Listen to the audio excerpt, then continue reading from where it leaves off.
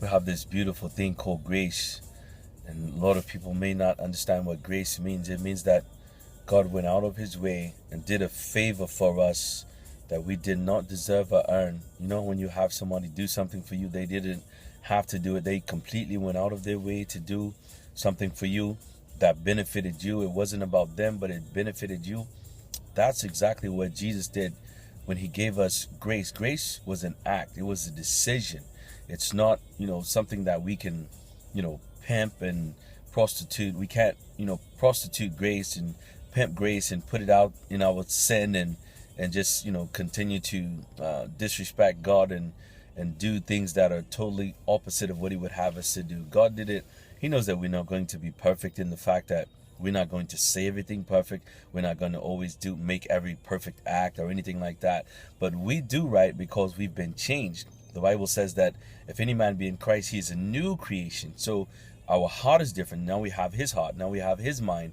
So the things that we do right is because we have a new mind. We have a new heart. We have a new way of thinking. We don't operate in our flesh anymore. We operate by the Spirit of God. Yes, we live in our flesh because our spirit is wrapped in a flesh body.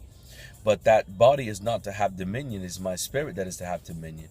And, so we get caught up on different things like, people think that being with God is a religion. God is not a religion. God is his relationship. He's a personal relationship with my creator, the creator, the person who made himself in the flesh in the person of Jesus Christ to take my place, to save me.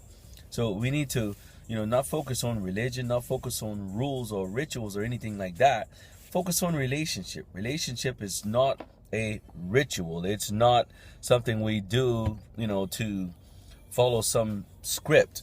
We have a script, and that script is basically love God with all your heart and love your neighbor like you love yourself. So, those are the things that God asks us to do to be able to understand his heart, his mind, his will for our lives. If you love, then you don't hate. If you love, you don't kill, you don't steal, you don't cheat, you don't lie, you don't want to do those things. So just like the worst smell that you can think of, that you can't stand the smell, that's how sin smells to God. But God is never mad at you. He's never surprised at what you do if you fall or any such thing like that. He knew the end before he wrote the beginning. So what you do, he's never surprised about it. So never spend the moment in shame. Never spend the moment lying down or staying broken. Just decide to just believe God, follow Jesus, do whatever he says. Mary said it best. Whatever he says to you, do it.